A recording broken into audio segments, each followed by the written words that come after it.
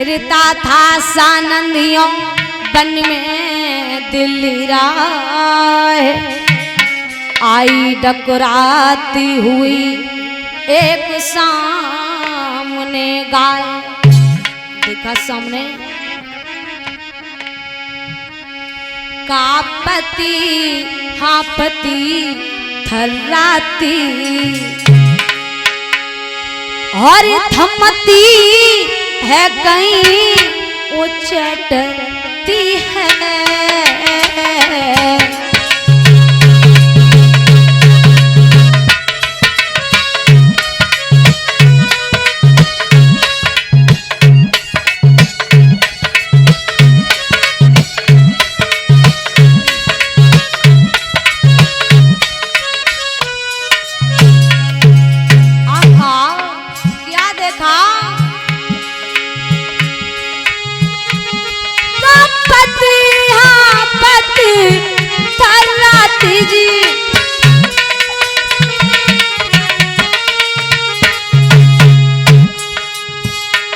थमती है कहीं उचटती है और रोती है कहीं रवाती है,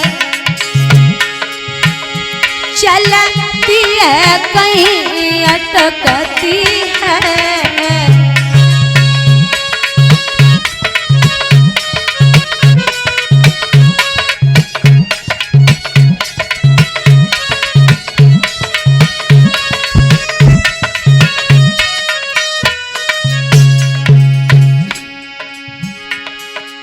देखा पीछे सामने गाय के पीछे बैल आ रहा है।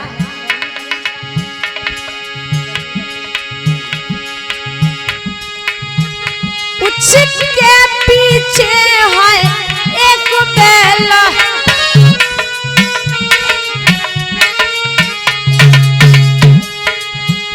कुछ लंगड़ा आता है और झुक गई कमर कुछ नीचे को, घबराया भागा आता है।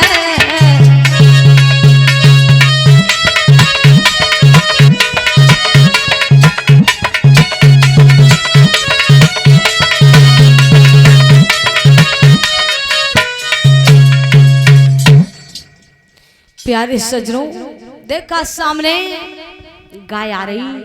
राजा परीक्षित ने गाय को रोक दिया और कहा रुक जाइए।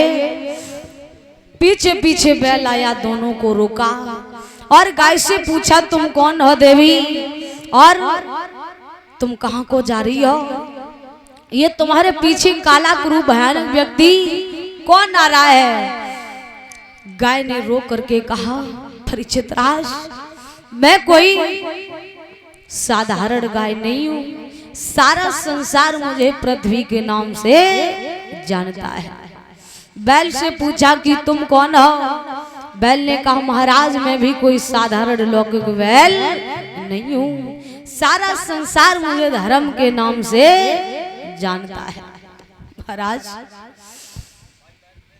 गाय कहने लगी महाराज क्या तुम्हें नहीं मालूम, इस सतयुग द्वापर त्रेता में चाहे कितने भी ऋषि मुनि ब्राह्मणों ने मेरा ध्यान किया, मैंने बिल्कुल शंका नहीं खाई। चाहे कितनी भी नदियां बढ़ जाएं, तालाब बढ़ जाएं, चाहे कितनी सृष्टि समुद्र बढ़ जाएं, लेकिन मैं बिल्कुल शंका नहीं खाती हूँ। लेकिन ये पाप का भार मुझसे कभी सहन नहीं होता। इसलिए महाराज आगे ये समय में कलयुग आ जाएगा और इस कलयुग में मानव को पेट भरने के अलावा कहीं पर भगवान की भक्ति नजर नहीं आएगी। इसलिए मैं यहाँ से जा रही हूँ, वह लौट करके अब कभी नहीं होगी। महाराज आगे वह समय आएगा बेटियां न कोई मानेगा, बन आएगी पाखंडों की धर्म कोई न कोई मानेगा। महाराज क्षत्रिय कायर हो जाएंगे, बनिए अधिकार जमाएंगे, दिनों का खून चूस करके पापी जन प्यास बुझाएंगे। और सुनो महाराज, कंठी माला छापा टीका आगे न नजर में आएंगे, हम धर्म धर्म चिल्लाएंगे तो पापी जन खिल्लियां उड़ाएंगे।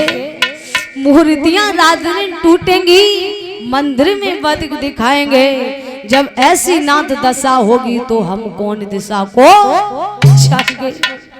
महाराज इस कलियुग के आते ही इतना आधार में सृष्टि पर बढ़ जाएगा जिससे मैं अपने सिर पर पाप का भार उठाने को तैयार नहीं हूँ।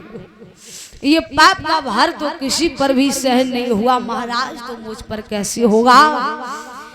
प्यारे सजनों, राजा परीक्षित ने जब ये शब्द सुने, धर्म से कहा कि तो तुम भी इसके साथ जा रहे हो।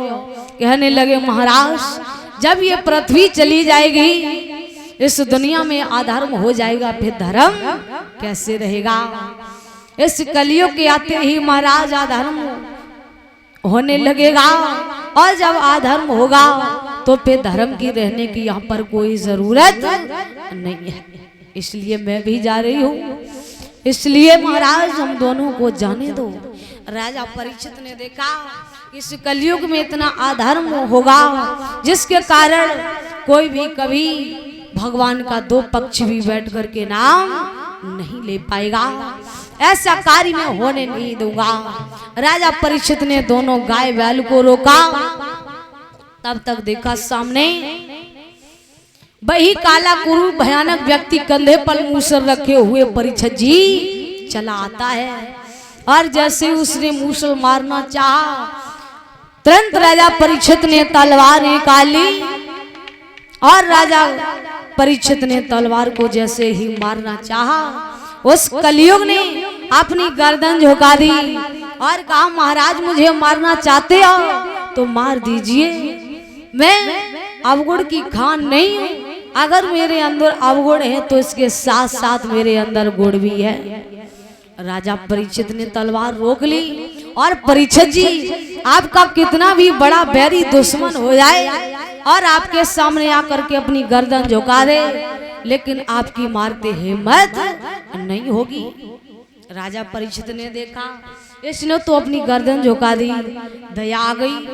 राजा परीक्षित ने कहा, मैं तुझे नहीं मारूंगा, अच्छा मुझे ये बता तेरे अंदर गुण कौन कौन से है। कलियुग कहने लगा, महाराज इस सतयुग त्रेता द्वापर में अनेकों ऋषि मुनि ब्राह्मण उल्टे लटक लटक करके मर गए, लेकिन कभी भगवान की भक्ति उन्हें प्राप्त नहीं हुई। प्यारे, जिसने एक पक्ष भी बैठ करके भगवान का नाम नहीं लिया उसका उद्धार कल्याण तो नहीं हो सकता।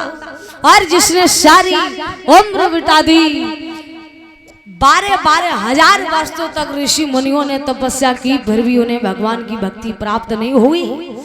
और मेरे इस कलयुग में जो भी मानव बैठ करके एक पक्ष भी बैठ करके गुणगान करेगा या 7 दिन बैठ करके कथा कर रसा साधन करेगा, उसका भी अंत में कल्याण हो जाएगा, वो भी परमपिता परमात्मा के धाम को चला जाएगा। परीक्षित जी अब आप ही बताएं। राजा परीक्षित ने कहा कि ये तो तुम बहुत सही कह रहे हो।